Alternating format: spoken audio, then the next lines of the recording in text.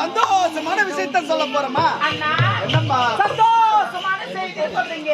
அப்பேற்பட்ட செய்தி என்ன செய்தி சொல்லுங்க? என்ன செய்தி தெரியுமா?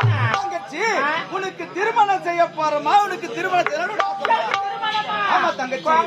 என்னம்மா தங்கச்சி? எனக்கு திருமணம் செய்ய உங்களுக்கு ஆசை இல்லைன்னு சொல்லல.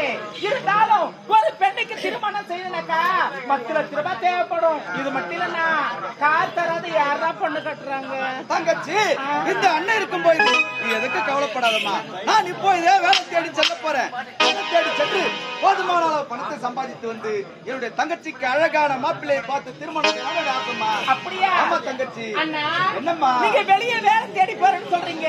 இருந்தாலும் போற இடத்துல வேலைக்கு சாப்பிடுங்கன்னா சாப்பிட மறந்துட்டு போறீங்க. சரி தங்கச்சி. இது மட்டும் இல்லன்னா என்னம்மா ஒரு வாரத்துக்கு ஒரு முறை என்ன தேய்ச்சி குடிங்கன்னா அப்படியே ஆகட்டுமா?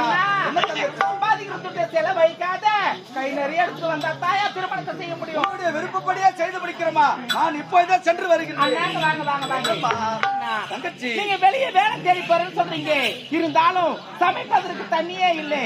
அதனால அதோ தெரிய குளக்கரைக்கு சென்று நான் தண்ணி எடுக்க போறேன்னா எங்க போறேன்னு சொன்னேன்? குளக்கரை. அதோ தெரியும் குளக்கரையா? அந்த குளக்கரையோ மோசமான இடம்.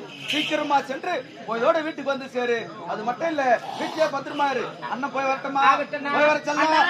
என்னம்மா போயிட்டு வரீங்களா? போயிட்டு